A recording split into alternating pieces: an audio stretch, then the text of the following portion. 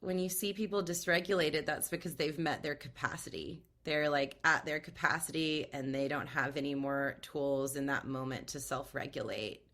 And so it's a lifelong journey of, just starting out with mindfulness and watching and seeing your own patterns and seeing places in the past where you need to heal. Welcome to the Healing Cocoon. I'm Jacoby Gray, soul alignment and success coach and energy healer, which means I can intuit the subtle layers of your energy field to promote ultimate health and well-being. My goal for this podcast is to shed light on the healing journey itself and help you feel more supported as you embark on the process of unpacking your past to consciously create your present and start living the life of your dreams. Through the study of coaching, kinesiology, holographic kinetics, meditation, Reiki, the chakra system, and many other modalities, I've learned how to release the blocks that were holding me back. Now I'd love to help you do the same. By embarking on your own self-healing process, you'll see the world transforming around you in ways you never thought possible.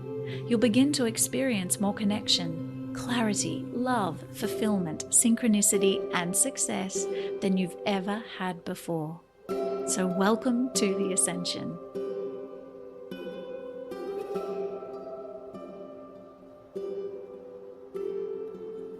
Hello, beautiful humans, and welcome back to the Healing Cocoon podcast for another week. Today we're talking with Jamie Smith, who I first crossed paths with here in Nashville at a new moon circle that we've both been attending each month. And I was struck by her depth of character and her willingness to be vulnerable. And listening to this episode, you'll understand why. Because Jamie is a deeply compassionate person driven to balance the scales of injustice in this world by supporting the people who are on the front lines, supporting us, everyday humans, to live safe and happy lives. And to do this, she's undertaken an immense amount of study, both educationally and introspectively. Jamie's been practicing yoga and meditation since being introduced to it 22 years ago at secondary school, and she completed her first yoga teacher training in 2010 before receiving her BA in psychology. And she refined her trauma-informed mind-body coping practices while leading a program for veterans with PTSD and managing outreach for a yoga service nonprofit. She's also spent 2.5 years serving in end-of-life settings to better understand pain, grief, and the stresses placed on those who witness deep suffering and death, and during which time she worked at Vanderbilt School of Medicine facilitating simulation learning for students refining their skills in patient-provider relationships. Jamie's taught survivors of domestic violence, people recovering from addiction, those with chronic and/or terminal illnesses, caregivers, children, healthcare providers, and first responders. She's also delivered her first workshop to healthcare providers 9 years ago and recently launched an online course called Deep Relaxation for Frontliners. And if you're interested in that, you can actually go to the show notes and find Jamie's website and learn all about that course. And Jamie gives students she guides students to find their inner teacher by learning through detailed alignment-orientated asana instructions and centered attention on the mind-body-breath connection. She utilizes evidence-based methods from somatic therapy, Ayurveda, Zen, mindfulness, breathwork, and polyvagal theory. And I personally had a few aha moments during this interview. And if you're in any kind of service-based position, including parenthood, which is probably the ultimate service, as well as anyone who has just experienced trauma in their own life, then this episode has some gems of wisdom for you. Well, I was very lucky that my secondary school had yoga as an afternoon program. So some people could do tennis and, volleyball, and I got to do yoga. So I was introduced to yoga 22 years ago. About 2 weeks from now, it'll be 22 years. And I'm very lucky that I've just had that in the background my whole life. I do have some complex childhood trauma that it's interesting, when yoga came into my life, right? Because I didn't seek it. and it was like a gift that was given to me. And I have journals from when I was a teenager and I was like 15, and I'm writing all angrily about teenage angst. And then it says, time to go do yoga. So That's so I'm lucky. cute. I know. I'm lucky that that I had that. And I did it really off and on, I would say from about 15 to 20. I would go to some classes here and there. I had actually talked to my dad about doing a teacher training, and he's like, oh no, wait until you're done with college. And I decided to take a break during college, and I thought, this is still really what I want to do. And so I felt so strongly about it that I knew I wanted to train in New York City. And I thought, I'm going to go live there. I'm going to go all in, right? Like the universe rewards courage. So I sold my car and to pay for my tuition and like moving to New York. And I did my first training with Tara Stiles. I was in New York for about 5 weeks when I realized like I can't live here. It's just Because where did you grow up? Yeah, in Sewanee, Tennessee, which is a town of like 2,000 people. Oh, wow. So So you went from a town of 2,000 people to New York. Well, I was at this point in college, I had been in a college town of about, I don't know how many there were there then. It's grown a lot. Let's say like 25, 30,000. I think now it's maybe even doubled. I'm showing my age. It's been a decade. It's been a while. But it was, it was too much sensory overload. But I was ready to, I had really found that when I did more yoga, I felt better. And because of the complex childhood trauma, I had been seeing psychiatrists and psychologists since I was a teenager. I had been diagnosed with like depression, anxiety, and all of those things. And they put me on a lot of pills. I actually ended up overdosing on those pills when I was also 15. And the pills never helped. And I know that they help a lot of people. And so I don't have anything bad to say about it because everybody's on their own journey. But for me, I've probably tried at least 10 different antidepressants in my life, and they didn't help. And so I started just doing more yoga and realizing like this feels good. This feels healing. This makes me want to do more things that serve me, that make my life better instead of trying to numb out to life. Wow, what a interesting journey. Can I ask, was the overdose, was that accidental as you were just trying to figure out how to use these pills? No, that was intentional. Okay, so you were in a pretty dark place, just to set the context. Yeah, I mean, it was 2002. I'm like making sure I'm saying the right years. It was the spring after 9/11. So as a teenager, I was having a really hard time with that. It was like, I live in a world where people are flying planes into skyscrapers and like all these innocent people die. Like it was very scary. And at the same time, it was a rejection of that. I was like, if this is the world that I live in, then like peace out. I don't want anything to do with that. And, was it triggering your own trauma in terms of the separation you felt in a way? Like I wonder if these greater traumas, they touch, the more deeply we feel them, they're touching something within us sometimes. Yeah, it's, and I still struggle a little bit with this. It's like the injustice of the world. I was actually talking to my husband about that last night where I cannot seem to get rid of this voice inside of me that wants life to be fair. And even as I get old and now I have a child that I'm teaching, what is life and how does it work? Life's not fair, but I have this like voice in my heart that I cannot silence that just really wants it to be fair. And the way that I've integrated that into my life is, well, life's not fair, but maybe we could make it more fair. And maybe that's what that voice is telling me, is like, how can I help to create a world with more justice? And as cheesy as it sounds, it's really the be the change you want to see in the world thing. So Yeah, otherwise, absolutely. you're a hypocrite. Yeah, no, it's so true. And I was actually reading on your website that someone who really inspired part of your journey was Salinger. And could you tell us a little bit more about how he influenced the path that you're on now, which also you should tell us about, which is helping other people with PTSD? Yes. Well, you can see the parallels immediately between what I was describing and Catcher in the Rye, is that like teenage angst, that I really identified with. And so it was always one of my favorite books.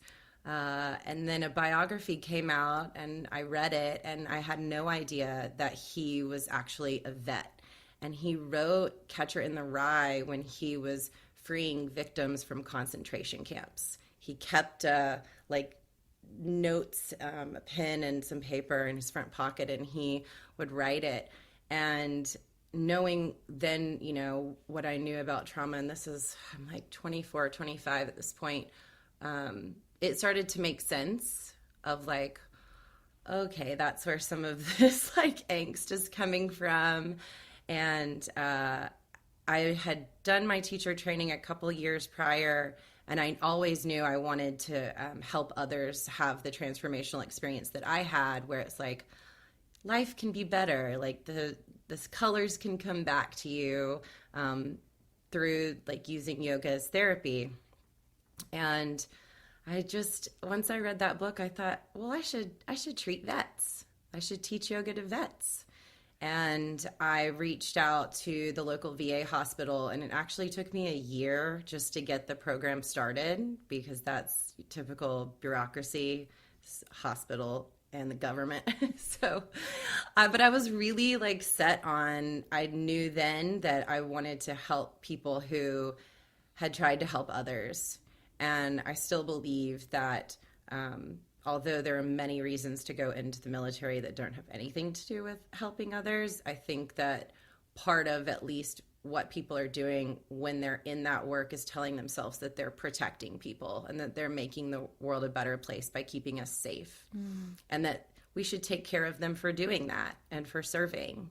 So I loved the VA. It was really interesting to have people that had so many complex sort of things to work on, because they had physical pain, they had the trauma, and then they had, all the medications they were on to treat those things and that weren't working. So lots of complex injuries, and it was very interesting. And because it was so complex, I found that interesting. And then I also felt like I was being really effective when I helped people and they looked me in the eyes and they were like, this is magic. I haven't been able to sleep in years. And like, I actually slept last night. Wow. So which for anyone who is sleep deprived or suffers from any kind of insomnia, you know how much that means just to get one night of sleep. Yeah. Yeah. It was very rewarding. And that was actually after, that was the second group of frontliners I treated, because before that was like the year after my teacher training. I was actually working on a women's rights project. So that was something that was just close to me, of who I am and I'm wanting feeling to make the world a better fairness place. and helping to reinstate justice coming through really strongly as something that drives you. Oh, yeah. And it was coincidental that I was at Ole Miss, University of Mississippi, and the state of Mississippi has the worst maternal mortality in the country. They did then, I'm pretty sure they do now. If not, they're in the top 3 for sure. Wow. And the School of Public Health there, they were already working on a project. So I just sort of hopped on board with them, and they're like, yeah, come on. And I, was going to teach yoga to them, and didn't really know exactly how that was going to look, but the more I understood about what was going on with the patients, with the women that that was why I got in there. They would say, well, we don't feel cared for by our doctors. Like, these doctors don't care about us. And I thought, that's weird. I thought you became a doctor because you wanted to help people. And that was how I started researching physician burnout, nurse burnout, and all of that. So I started teaching kind of the differences in the brain between empathy and compassion, taught some of the work from one of my teachers, Rosie Joan Halifax, who's been doing end-of-life care for over 50 years, and training people in being with dying is the name of one of her courses. I think she's changed it since to maybe being with suffering, but I was teaching that curriculum. That's 9.5 years ago, so almost 10. But that was that switch that, like, I was actually started with women's rights, but then somehow got into that through the Frontliners that way. And then I've stuck with that theme for the past 10 years. And that's really interesting because you talk about how impacted you were by 9/11, and to almost come full circle now to be helping the frontliners and the people who are on the front line in tragic events like that. It's a really beautiful full circle moment.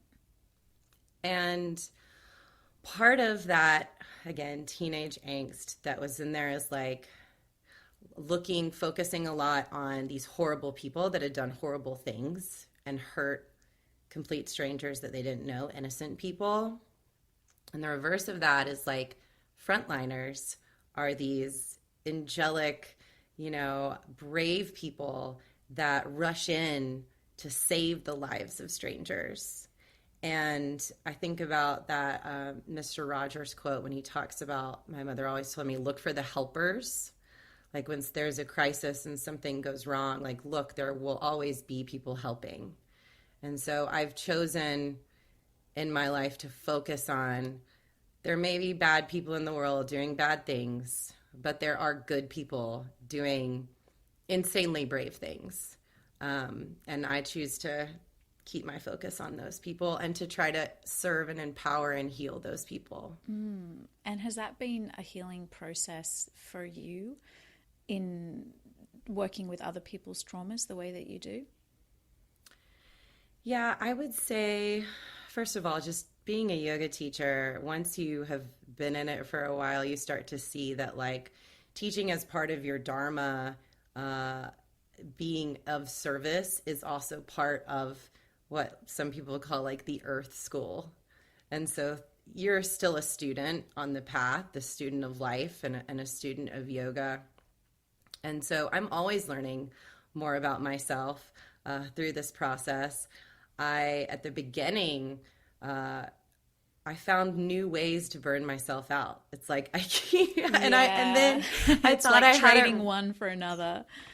I thought I had it really figured out, and then I got pregnant, and it was like now you get the perspective of being a mother, which, like, that whole thing, being a mother and a frontliner is like that's a whole different topic, but that's insane. But yeah, at the beginning.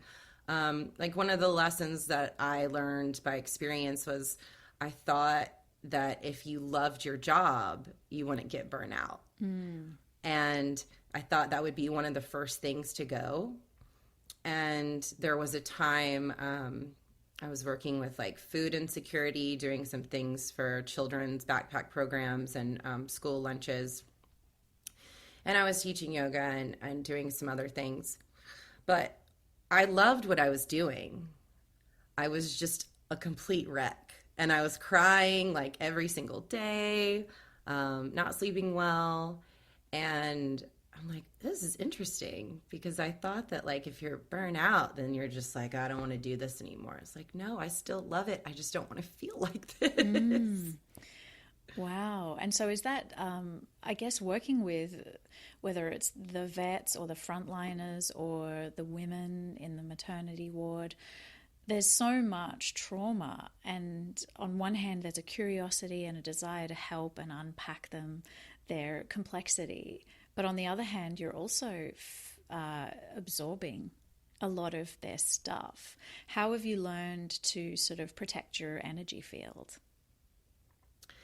There are a lot of ways to do that. So there's a lot of answers. This is actually what I was talking about when I was explaining the first presentation that I gave to frontliners, which is that difference between empathy and compassion. and how we can see through some neuroimaging studies that those are actually different reactions in the brain body. So frequently when people are describing burnout or that kind of emotional fatigue that you're describing, it's the scientific term we might use for it is empathic over arousal. So the example that I like to give for this is, and we're on a podcast, we'll keep our eyes open. It's not, I'll usually do it with eyes closed, makes it a little bit stronger. But imagine that you're just like eating out at a restaurant and you look over at a person sitting next to you, and on their plate, they have a big half slice of a lemon. And they pick up the lemon and bring it to their mouth and take a huge bite out of it. Right? So what happened to your body when you imagine that? Straight away, I was like, oh, God. And it was like your mouth salivated, your throat kind of closed, I was your retracting. body went. Yeah. And that's just a lemon. So we're empathic creatures by nature, Homo sapiens are, because we needed that to be able to survive as a species. If I see that like, oh, you fell off a rock and broke your leg, that must hurt. I should get some help. I should help you. That's how we survived as a species. So it's something that's built into our system, and something, it's good that it's there. The problem is when you aren't aware of it and how it's affecting you. And so imagining just the lemon, well, what if you work in healthcare and you're seeing, broken bones and people in pain, and especially those like ER, med surg, all those types of things, ICU. If you aren't aware of empathy and the effects on the brain body, you're going to have too much empathy and share in the suffering of the other people. And so you have to create a lot of mindfulness and groundedness in order to transform that emotion into compassion.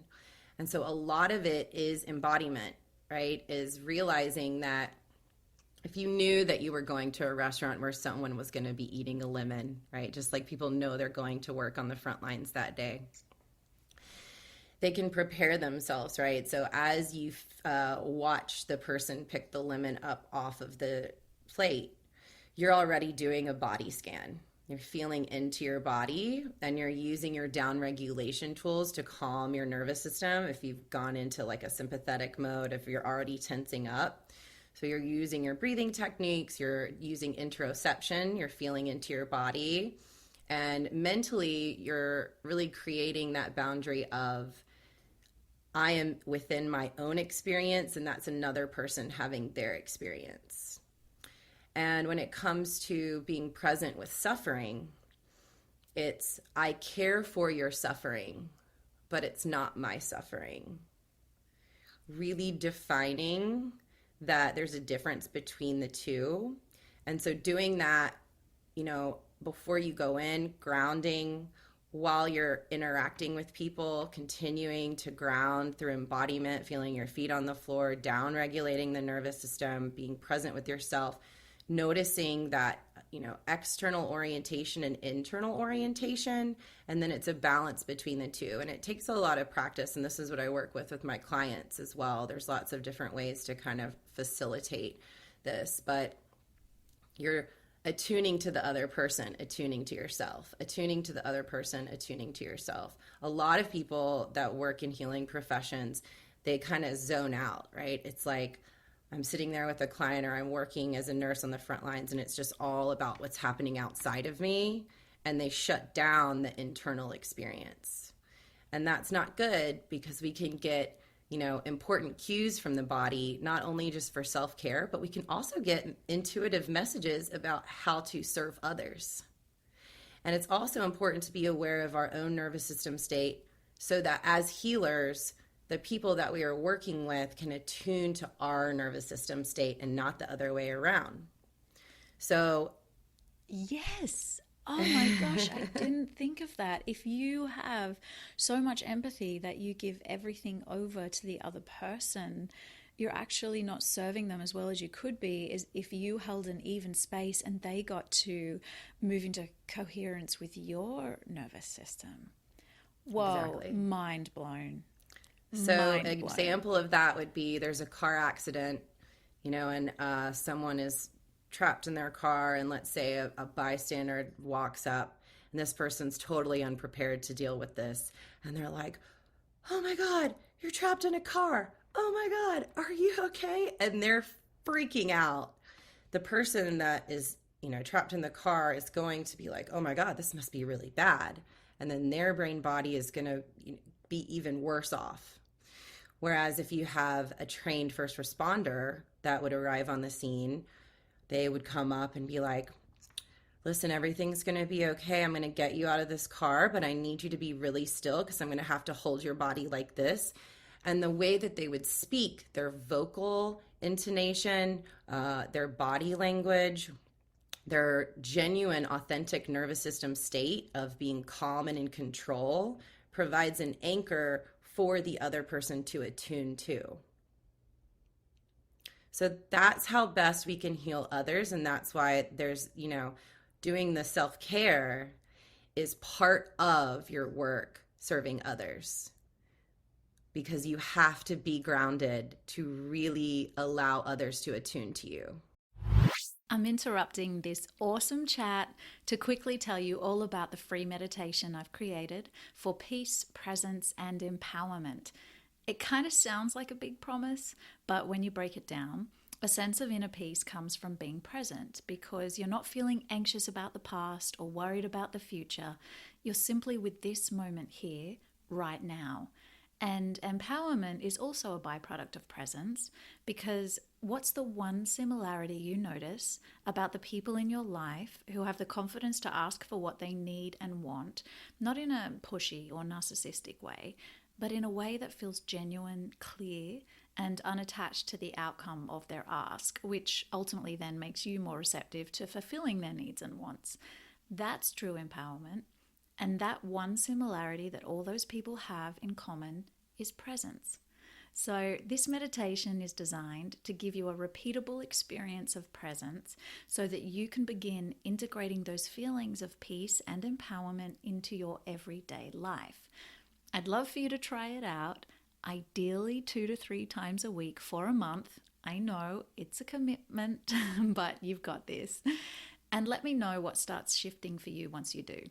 So pop onto our website, thehealingcocoon.co, that's C-O, not .com, and download your free audio track right now.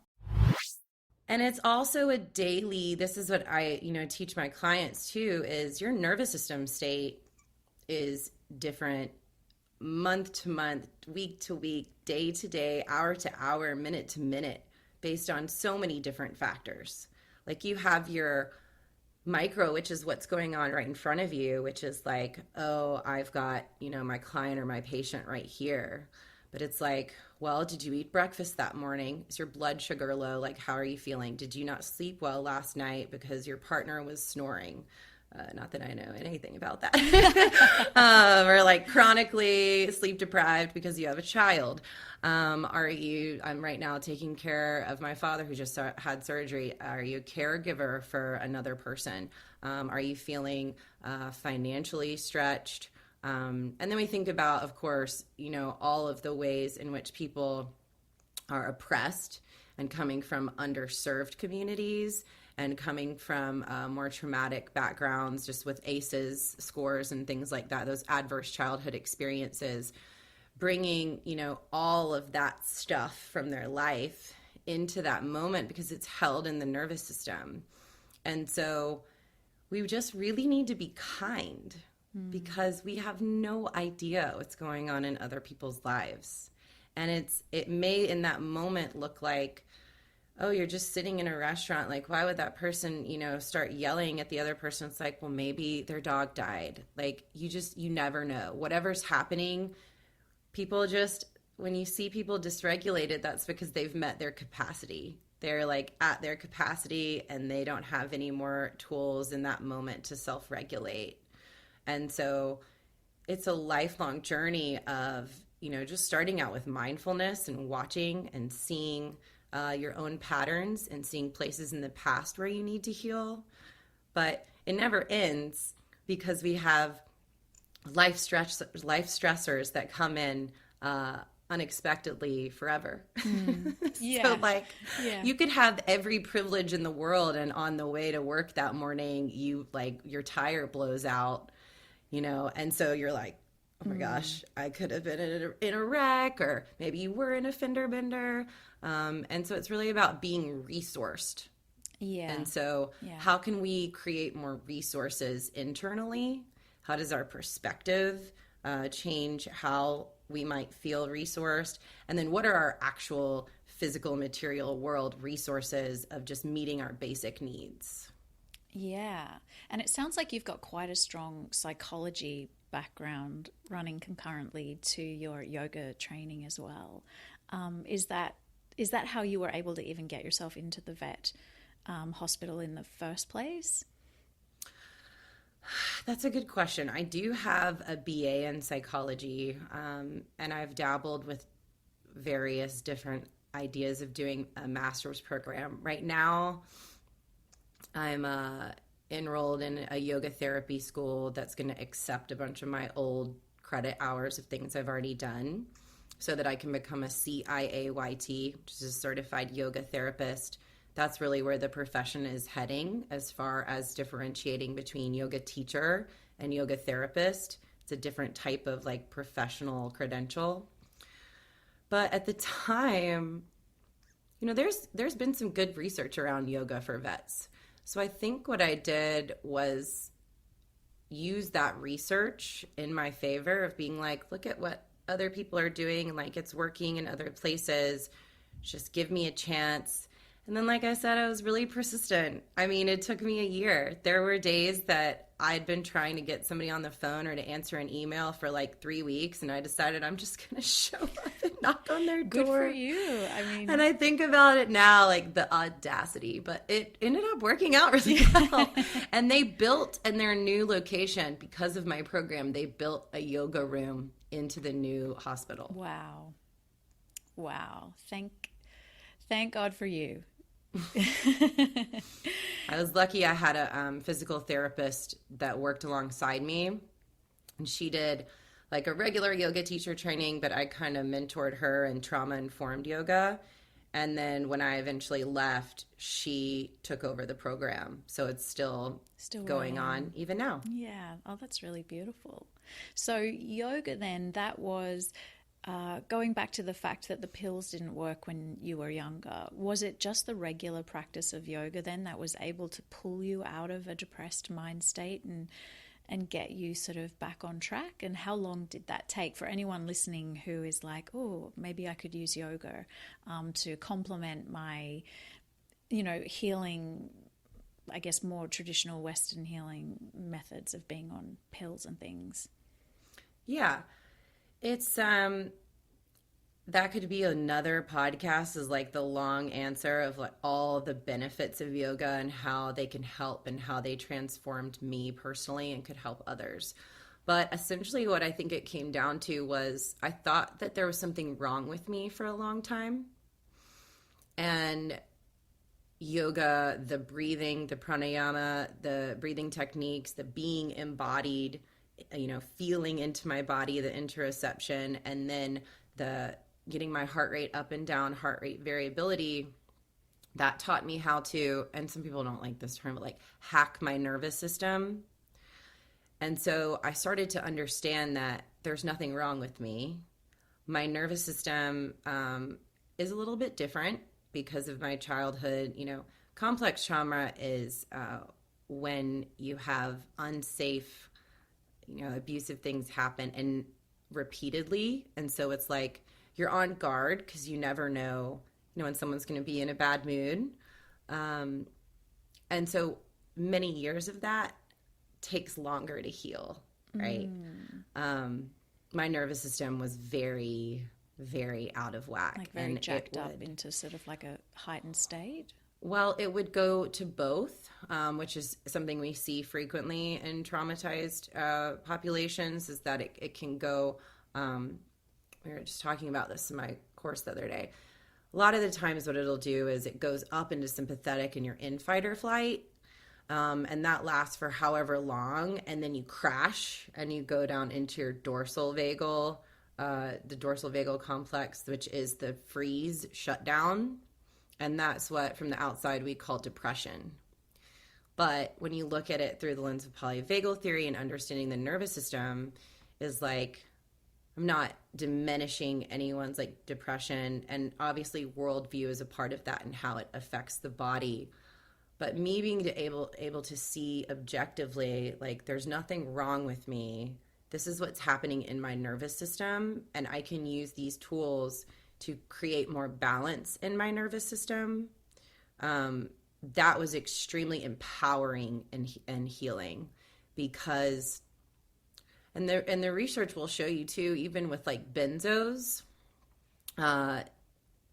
sometimes you need a pharmaceutical intervention is what we call it. So like if your spouse dies and you need some Xanax, like by all means. But long-term use of benzos actually, to keep it in kind of layman's terms, they weaken your body's inherent ability to just be able to calm itself on its own.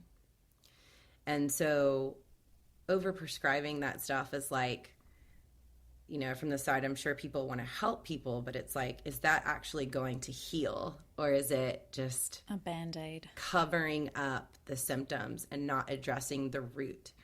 And the root is that we all get dysregulated all the time. And then especially now with Insta therapy, it's like, there's not a person on this planet who's perfectly in their ventral vagal complex offering safety and connection to everyone all the time. And that's okay. And we're human and we're on this journey. But mindfulness around it really helps you find more space between the stimulus and response. So you can respond instead of react. And when you get triggered by whatever it is, you become aware of those sensations in your body of like, this makes me feel like I want to shut down and collapse. This makes me feel like my heart's racing and I have horrible anxiety. You notice the triggers in your life and get curious about them. And there are some things we do have control over, right? Where it's like, if there's a person that consistently like doesn't make you feel good, stop hanging out with that person. You know, if you are, I don't know, if you're parenting, even parenting now, it's like my child, we were talking about this earlier, like sometimes she screams. Her nickname is like Spider Monkey. She's just like, and like most of the time it's fine, but sometimes I'm like, you know, I can feel my heart racing. And I know I'm kind of getting at my capacity, but I have self-compassion. The yoga and understanding of the nervous system, it facilitates self-compassion because it's like, there's nothing wrong with me. I'm not a bad mother if I'm like getting a little anxiety and, you know, feeling wired because she's screaming and I'm in a stressful situation. It just means that I need some time and space to downregulate. And if I feel like shutting down my nervous system wants to really numb out and collapse, it's like, how can I nurture myself, give my body some time to like do what it's asking me to do, which is rest? And then how can I also reach out for connection to the people in my life that know and love me? And through that co-regulation, right? Because it's like an investment. I co-regulate you, you co-regulate me. That's what our friends and family are supposed to be there for.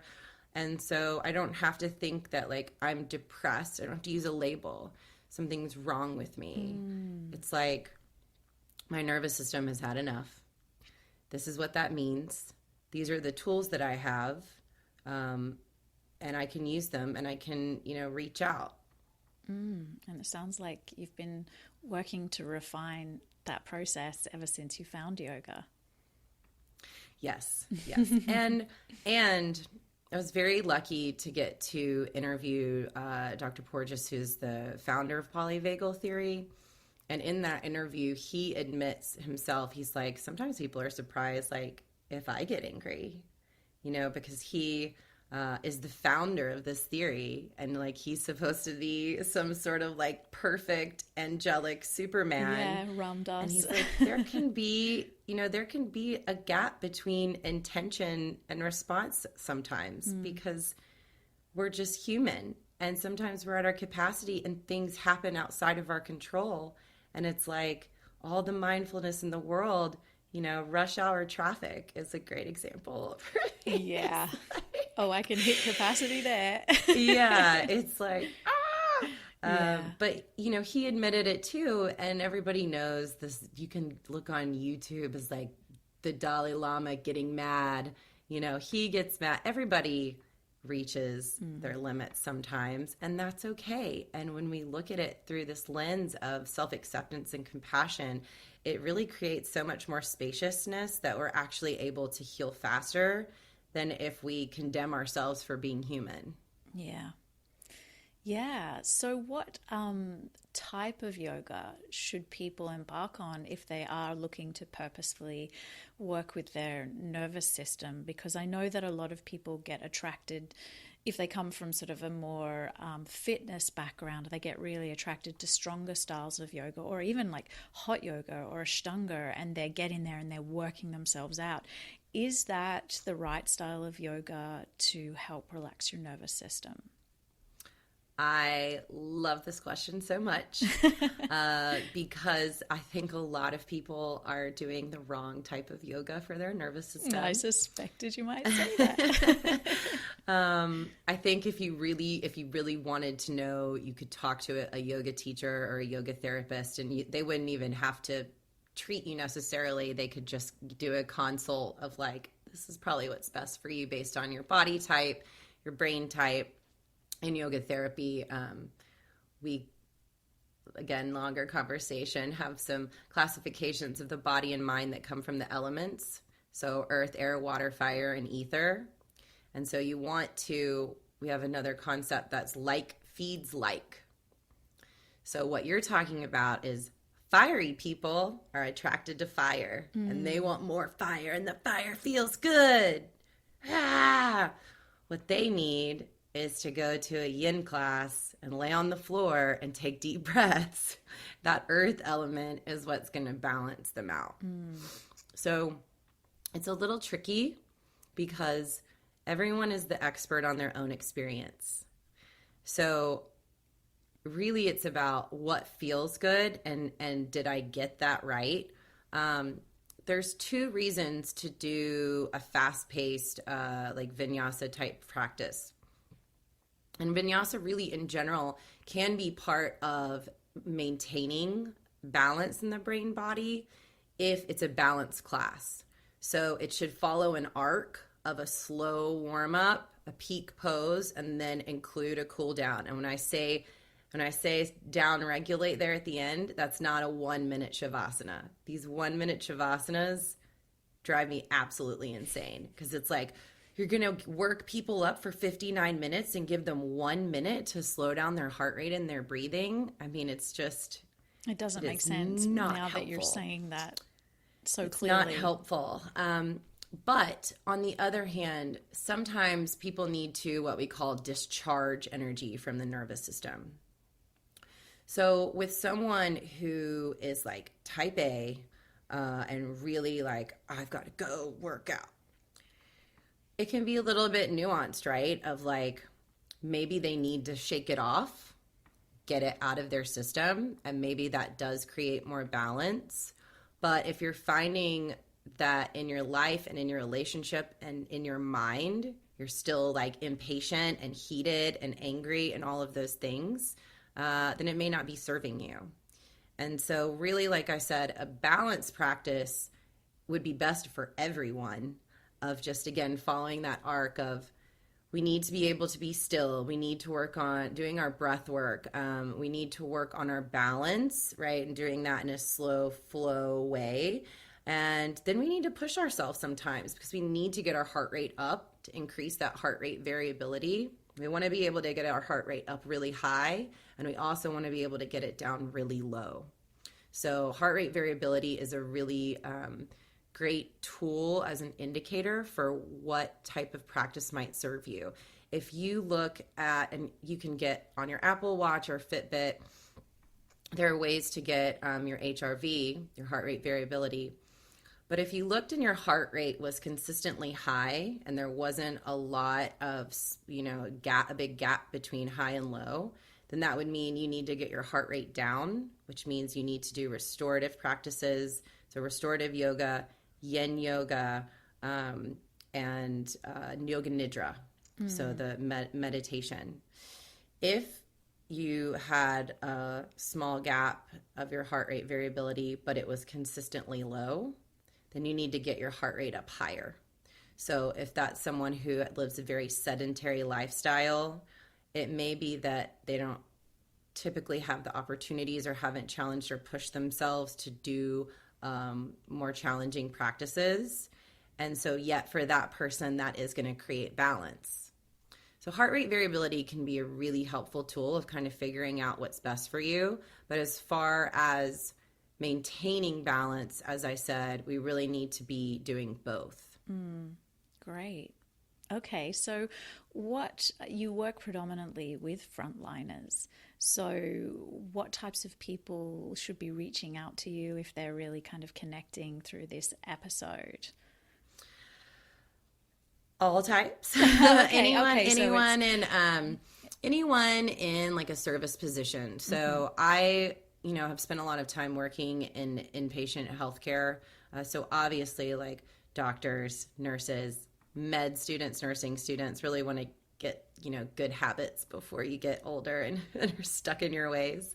First responders, EMTs, firefighters, love firefighters. They're just kind of insane, right? They see a building on fire and they go inside it. They're going against everything that their body is telling them to do. I know, to save people's lives. They're incredible. And then, like, I have all kinds of different clients. I have a speech language pathologist. I was about to say, so a teacher, for example, I feel like a teacher is often a frontliner because they're dealing with so much stuff with the students every day. And the students have trauma too. That's like something I've talked to other teachers about. I have a client who is, he works with the homeless. And so he's not in a traditional healthcare setting, but that's his front line, right? Is working with the homeless and attempting to work with the city. And even though you could be a massage therapist, you could be another yoga teacher, anyone in a healing position who is working with suffering. Yeah, okay, that's a great way to put it.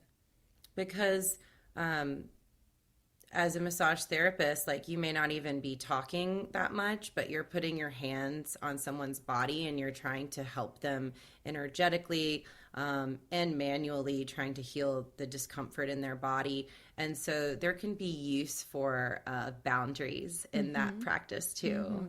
And my skill set in yoga therapy is one way to describe. I actually have a lot of different tools and practices that I pull from. But I work both from the mind down to the body, so top down therapies, and then bottom up from the body up to the mind therapies. So we use the brain to change the body, and we can use the body to change the brain. And that's helpful for anyone that's in a position where they're holding space for suffering. Amazing.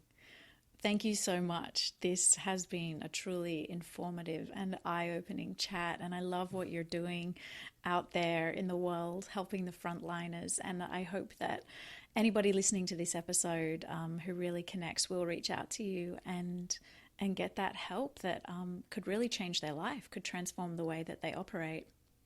Yes. My dream, you kind of asked about this earlier, is like for every frontliner that I help, I'm helping all of their patients or clients and all of their friends and family members. And so really I liked this idea of having a big ripple effect. So anyone who feels called to work with me or even has questions, like if I can somehow help one person, then I believe that that's going to ripple out into the world. And that's how I, try to live in integrity and create justice. Like I said, trying to be the change I want to see in the world.